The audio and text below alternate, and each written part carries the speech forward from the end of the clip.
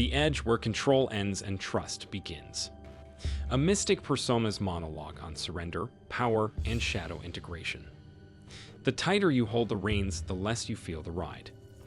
We have been taught that certainty is safety, that control is power, that if we just think hard enough, plan long enough, double-check everything with enough perfectionism and pressure, we'll be okay.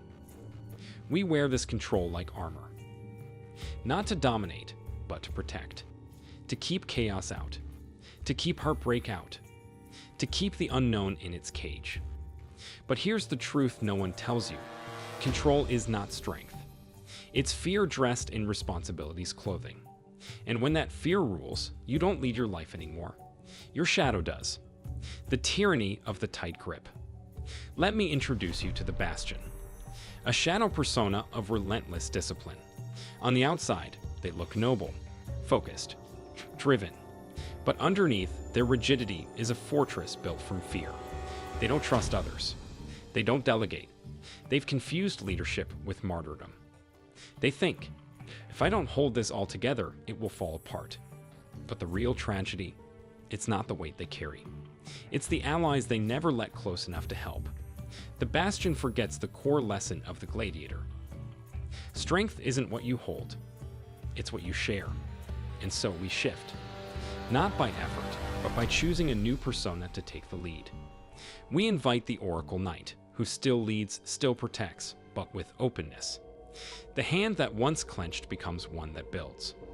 And suddenly, others rise beside us, not to be commanded, but to co-create. Surrender is not giving up, it's choosing something deeper.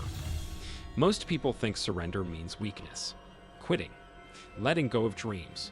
But Mystic Personas teach a different truth. Surrender is choosing to trust something beyond the shadow. It's switching personas mid-play, not out of panic, but out of wisdom. When the Wismage spirals in analysis, unable to choose, the Voidcaster appears, cold, detached, disconnected from action. But if we listen, if we pause, we can call in the Sage. The Sage doesn't need all the answers.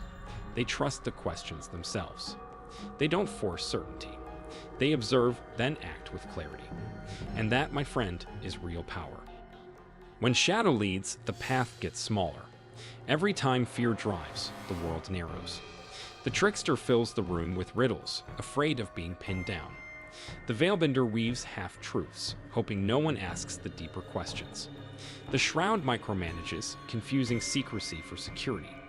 These aren't villains, they are wounded messengers. Each of them asks in their own distorted way, am I safe? Will I lose control if I show up as I really am? But here's the sacred rebellion. You don't have to earn safety by control. You create it by alignment. Not by being perfect, but by choosing the right persona for this exact moment. The dance of personas and trust. Let's reframe trust, not as something we give to others, but as something we give ourselves. To say, I trust that I can shift, that I'm not stuck in this fear. To say, I trust my nomad to lead when the plan falls apart.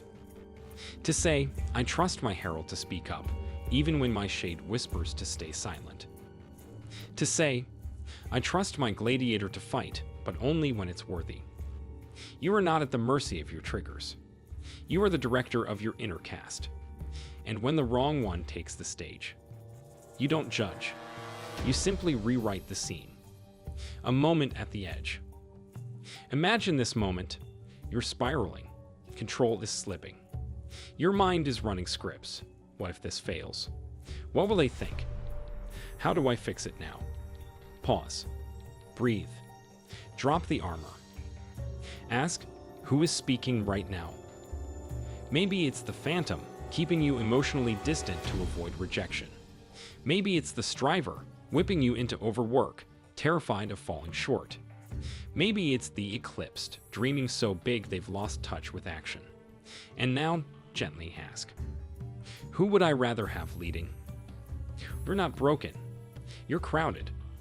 And that's okay, because the moment you choose again, reality shifts. Persona is a portal, not a prison. Alan Watts said, trying to define yourself is like trying to bite your own teeth. And we agree. You are not one thing. You are the dance of personas, some rooted in truth, others in distortion. You are both the charmer and the siren, the dreamcaster and the wanderer, the sovereign and the shadow beneath their throne. But the secret, you are not what shows up. You are the one who chooses what stays. Each persona is a lens. Each shadow is a lesson. Each oracle is a door. And all of them are you, waiting for your permission to take the stage.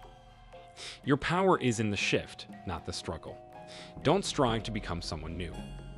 Instead, remember who you already are, beneath the noise, the fear, the control.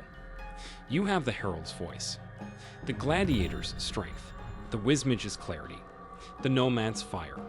And when they are tired, lost, or shadowed, let the oracles guide you back. Let Stillwind remind you to slow down. Let the prism reflect the truth you've been avoiding. Let Arcana Sage show you that the unseen does not mean the unknown.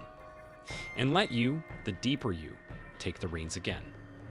Not to force, but to flow. Not to control, but to command through trust.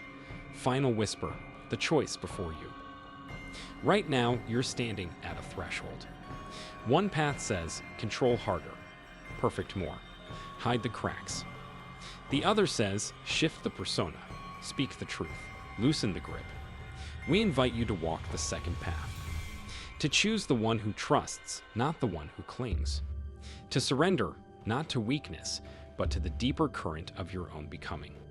Because on that path, you don't lose control. You just stop mistaking fear for power. And that is the moment your entire reality changes. Find out your 4 core personas for free. Link to quiz is on the description. If this stirred something in you, don't keep it to yourself. Like the video, share it with someone who's ready to wake up to their true self, and subscribe, because this is just the beginning of your transformation.